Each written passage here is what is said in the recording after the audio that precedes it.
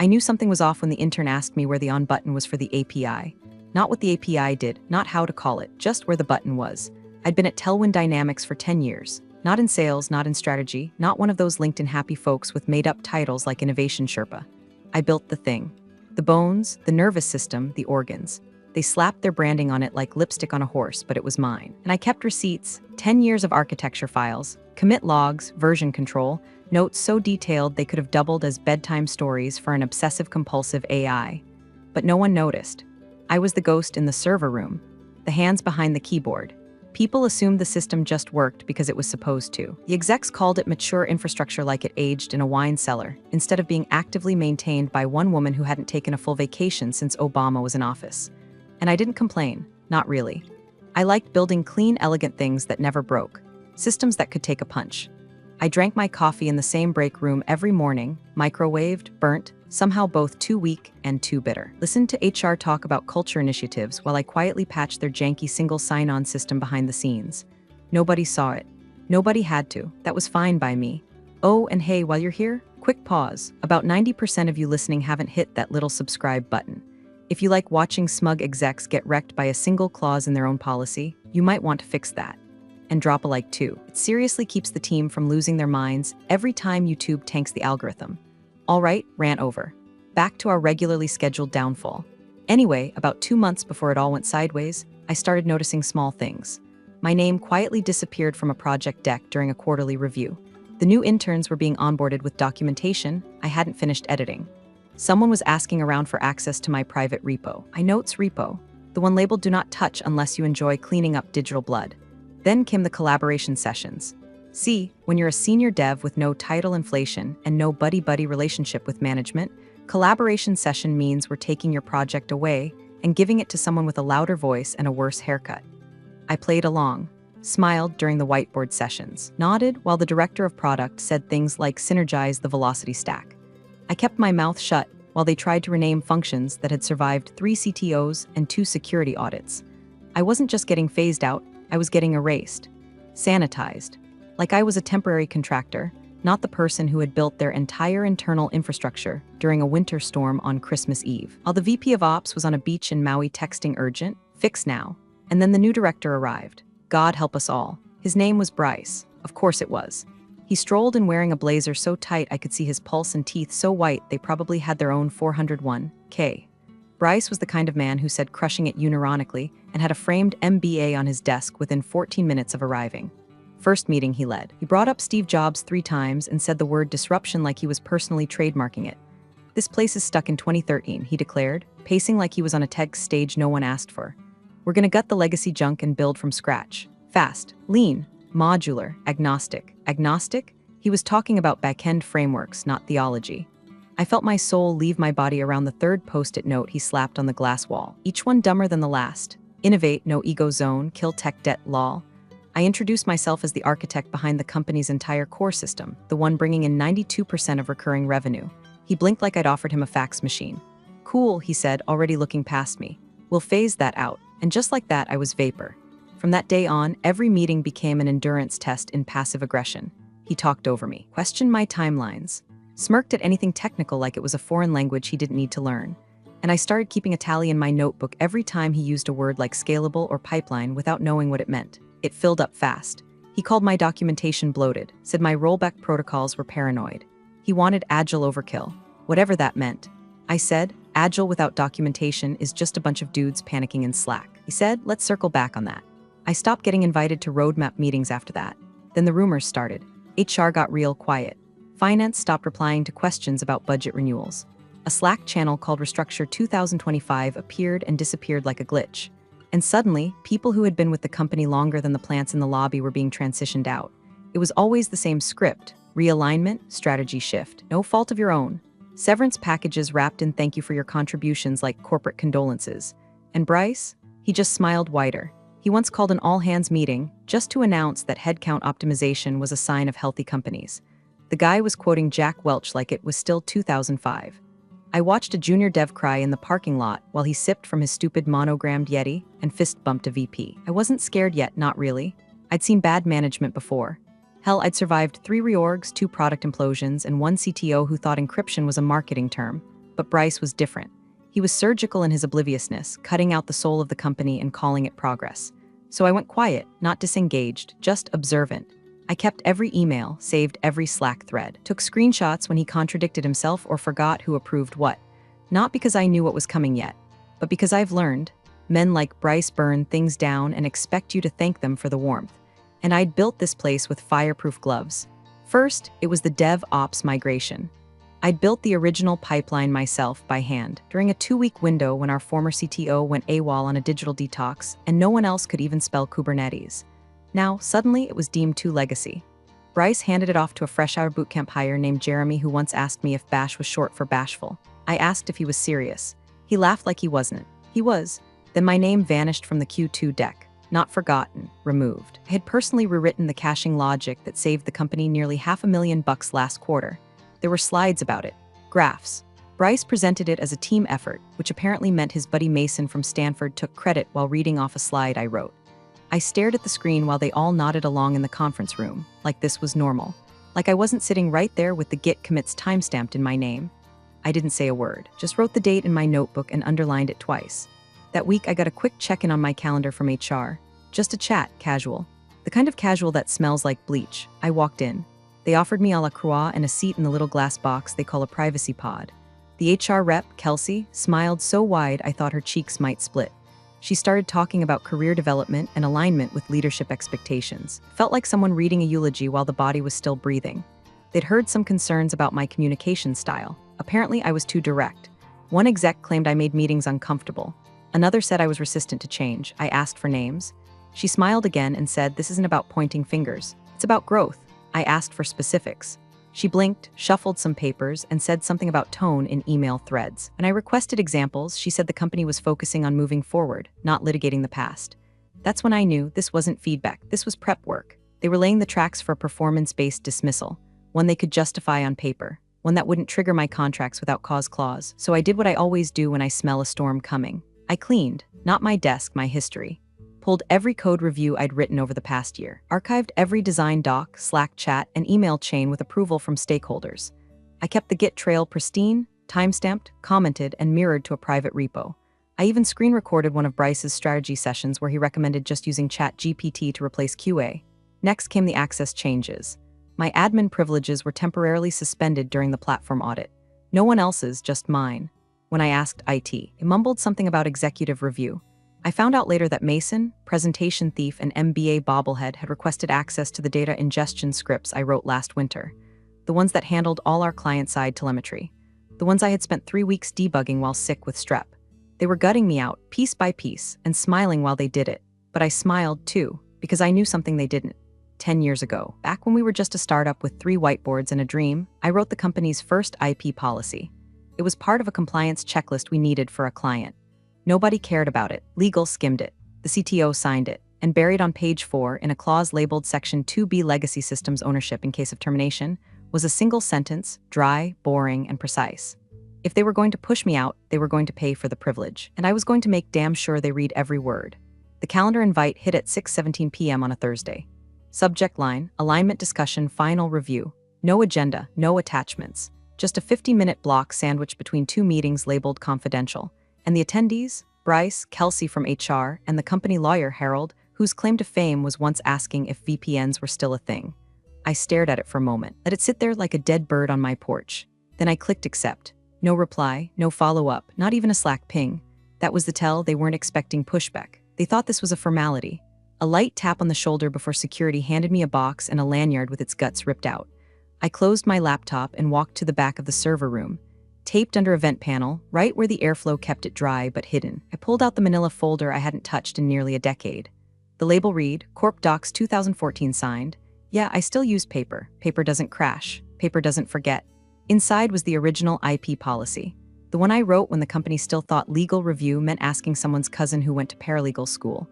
We'd needed it for our first federal contract, and no one else wanted to touch it. So I did. I researched. I cross-referenced. I wrote a document so boring it could tranquilize a raccoon.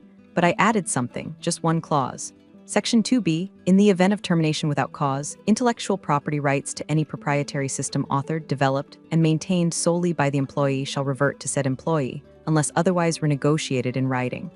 At the time, I told myself it was just insurance. I was younger then, paranoid, maybe even a little arrogant. But I'd seen too many engineers get gutted, walked out with nothing while the suits kept cashing in.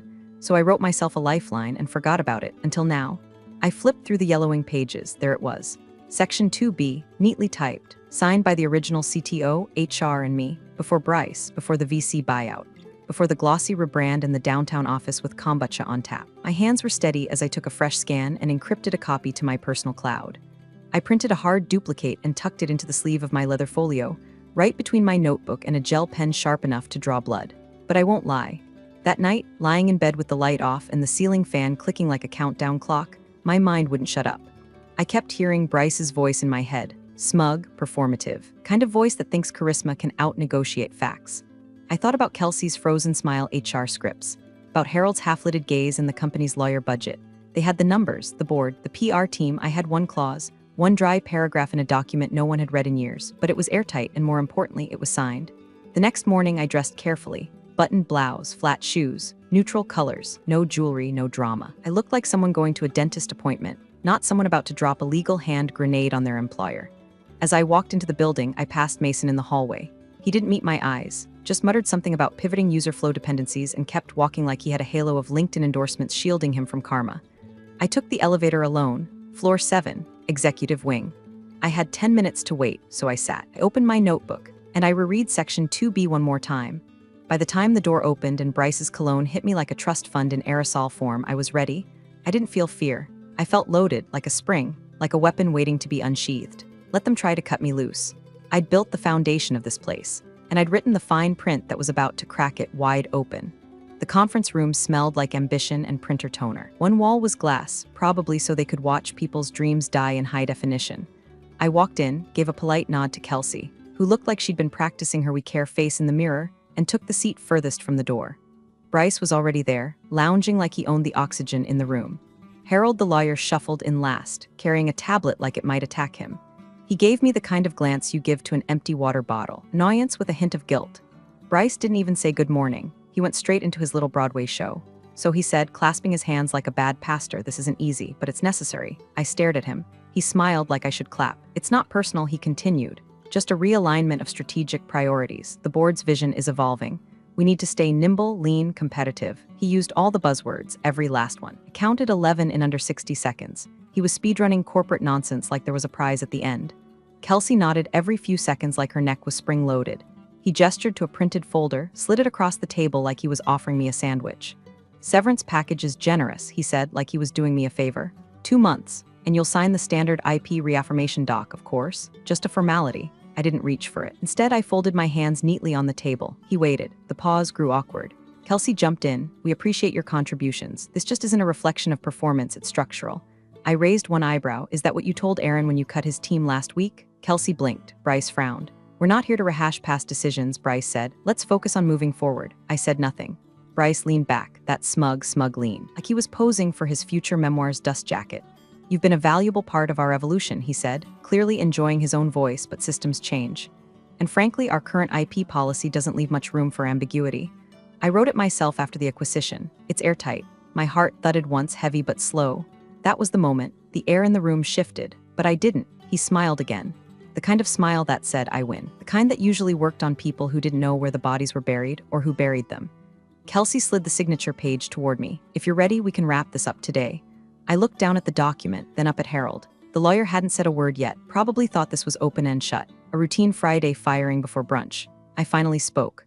"Bryce," I said, tone flat, "when exactly did you write the IP policy?" He blinked. "Years ago, right after the merger. Legal signed off." "Why?" I nodded slowly. "Just wondering if you read the original one." He laughed, actually laughed. "We sunset that dinosaur ages ago. The new one supersedes it." I murmured, "except where it doesn't." Now Harold looked up. I pulled out the folder. The original IP policy. The one with signatures. The one with dates. The one with section 2B tucked neatly in the middle like a buried landmine. "I'm going to need you to take a look at page 4, I said, sliding it across to Harold. Section 2B. Harold frowned, adjusted his glasses, and started reading. Kelsey's smile faltered. Bryce just scoffed and looked at his watch. And me? I sat there with my rage folded into neat corners. I watched their confidence like it was a sandcastle, and I just pointed at the tide. No raised voice, no threats, just paper and ink, let them keep talking. I didn't realize yet, but I wasn't the one being terminated. Not really, they were. The silence in the room had started to sweat. Bryce, still trying to ride the wave of his imagined authority, smirked and leaned back farther in his chair, arms crossed like he was about to explain blockchain to a barista. Listen, he said, we don't have to drag this out. The policy is clean. Legals reviewed it top to bottom. You're protected. We're protected. It's done. Kelsey gave a chipper little nod like she was about to ask if I wanted a bag for my belongings. I tilted my head, slow and steady. You mind if I see a copy? Bryce snorted, actually snorted. What, the current IP policy? I didn't blink. That's the one. He shrugged like I'd just asked to borrow a stapler. Knock yourself out. He plucked a glossy binder from Harold's bag without asking, flipped through a few pages like he was reading a brunch menu, and slid it across the table. The weight of it landed with a soft thud. I didn't touch it right away. Let the moment stretch. Let the lawyer's eyes flick from the folder to me and back again. Then slowly I opened the binder. I didn't flip casually. I turned directly to page 4, no hesitation, like I'd memorized the feel of the paper from a lifetime ago. Section 2B, not his 2B, mine, because what Bryce didn't know, and what Kelsey and Harold had clearly never bothered to check, was that the post-merger version of the policy wasn't airtight. It was copy-pasted, sloppily, with placeholder language carried over from the original. My original, and Section 2B was still there. Right there in black and white. In the event of termination without cause, intellectual property rights to any proprietary system authored, developed, and maintained solely by the employee shall revert to said employee, unless otherwise renegotiated in writing. I placed my index finger on the clause, firm, still. Harold leaned forward. At first, he was just humoring me, probably assuming I was misreading it, some kind of employee morale clause with no teeth. But then his brow furrowed. He adjusted his glasses. His lips started moving as he read it again, and then again. Bryce was halfway through some dismissive joke, something about clinging to legacy code or boomer paranoia, and Harold made a noise. It wasn't loud, just a small, involuntary exhale, like someone realizing they'd just bet the house on the wrong horse. Wait a second, Harold muttered. Bryce paused. What? Harold didn't answer right away. He turned the page, then flipped back again. He checked the footnotes, the signature line, the date. And then he looked at me, not like a lawyer looking at an employee, like a man realizing there was a trapdoor under his chair the whole time. And I just pulled the lever. You said this was from the original version? He asked, voice a little too tight. I nodded. 2014. Signed by the original CTO and head of legal. It's in your document management system. You should be able to verify it. Kelsey's face had gone still. Her smile was gone, replaced by something brittle and frightened. Bryce chuckled. Okay, come on. That clause wouldn't survive an updated policy. We rewrote the whole thing. I tilted my head again. You reused the formatting, Bryce. Your rewrite left most of the framework intact, including the legal writers. You didn't supersede the old policy, you updated it and never revoked this clause, which means Harold cut me off, which means it's still valid. He looked down again, visibly sweating now. Bryce's smirk twitched. That can't be right. Harold didn't respond.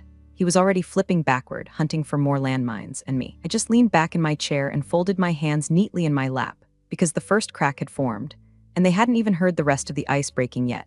Harold's finger was trembling slightly as it hovered over the clause, like he was afraid touching the ink would set off a legal bomb. He reread it again, this time out loud, under his breath, as if saying it softly might make it less real. Kelsey leaned in over his shoulder, her perfume hitting the air like panic in citrus form. She squinted at the paper, lips pursed, eyes scanning the line with the same expression people get when the GPS says they've driven into a lake. Bryce didn't move. Then, classic Bryce, he leaned forward, elbows on the table like he was about to call a bluff on poker night. Okay, slow down, he said, voice sharp with forced calm. We've updated this policy multiple times since 2014. That clause is outdated. Irrelevant. Harold didn't even look up. It's not. What do you mean it's not? Bryce snapped. Harold finally raised his head. He looked pale, like he'd just realized the cruise ship had been sinking for the last half hour and they'd sold the lifeboats. It's not outdated, he said, slower this time. This clause, Section 2B, was never rescinded, never overridden by a later agreement, and still carries the original signatures. Because we never issued a formal revocation or required employees to re-sign under new terms, he paused, pushed his glasses up the bridge of his nose, then said it. She's right. This clause means she owns it. If she's terminated without cause, full intellectual property rights to any proprietary system she solely developed revert to her. Kelsey gasped. Bryce just blinked. Silence. Not the awkward kind, not even the angry kind. This was something worse. Recognition. Kind of silence that fills a room when everyone realizes the car has already gone off the cliff and they're arguing about seatbelt etiquette midair.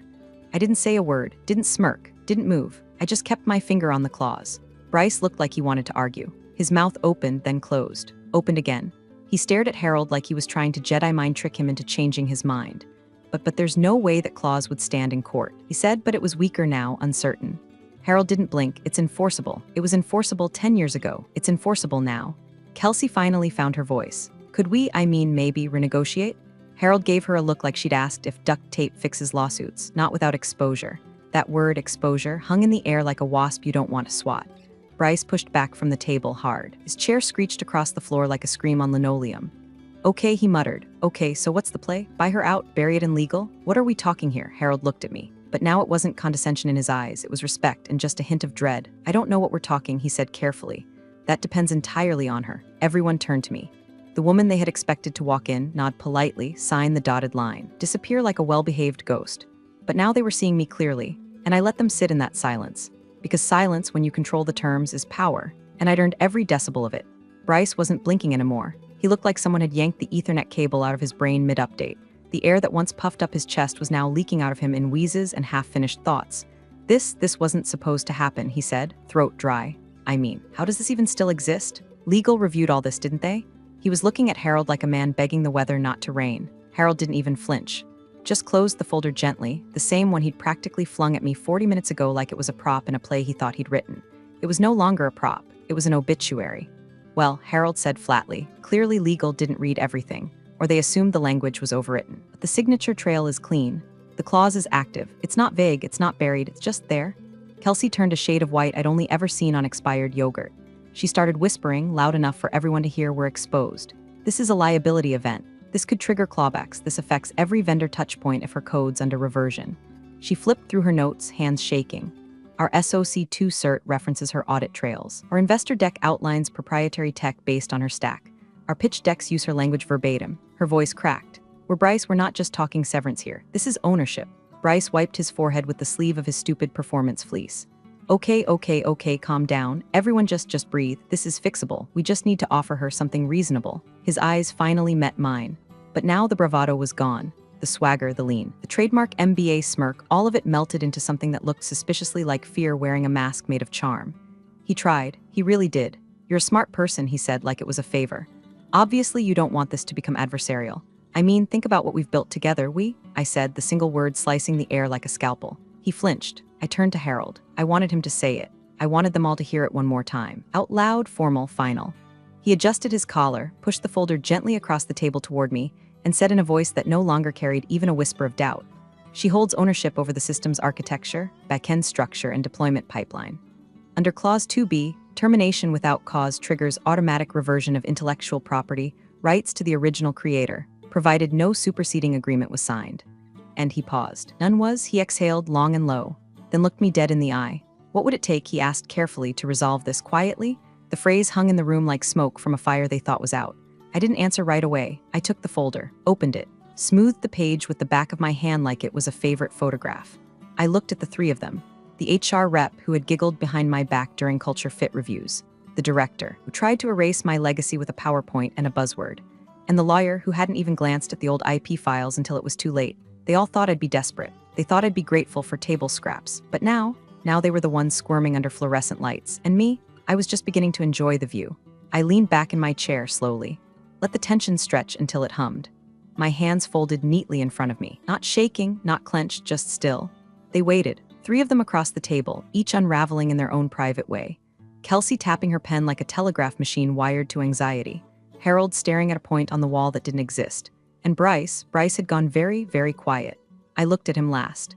The same man who'd walked into this building like a golden retriever with a startup pitch deck, who'd called my work legacy garbage, who'd laughed when I'd asked for access to my own server tools. He wasn't laughing now. His voice, when it finally crawled up out of his throat, was ragged. Look, maybe we can be reasonable. Nobody wants a lawsuit. Nobody wants bad press. You've made your point. I tilted my head slow. No, Bryce, I haven't. Silence. Then I spoke, not loud, not angry, just surgical. I'm not here to beg for severance. I slid the IP document gently back toward Harold. He didn't touch it, just stared at it like it was a snake coiled under glass. I'm not here to sign anything or to negotiate a quiet exit. That ship sailed when you tried to write me out of my own work with a copy-paste policy and a LinkedIn certification in arrogance. I glanced at Kelsey, and I'm not interested in whatever goodwill script HR is about to offer. No thank you for your service parade. No plaque. No hollow promises about references. Finally, I locked eyes with Bryce. I own the foundation of your company. You want it back? I leaned in slightly. You'll pay. Harold opened his mouth, closed it. then finally gave the tiniest nod, stiff, reluctant, but unmistakable. It was the first honest gesture I'd seen from him since I walked into the room. "What's the number?" he asked quietly. I gave them a figure, not outrageous, not petty, but big enough to sting, big enough to matter, big enough to fund 6 months off and a private contract with their largest competitor if I chose to go that route. Bryce made a noise like he'd swallowed a paperclip. Kelsey's pen finally stilled. Harold didn't flinch. "I'll have it drafted," he said, and that was it. The meeting didn't end with yelling or slammed doors or threats. It ended with a single page left on the table, still warm from my fingers. As I stood to leave, Bryce said nothing.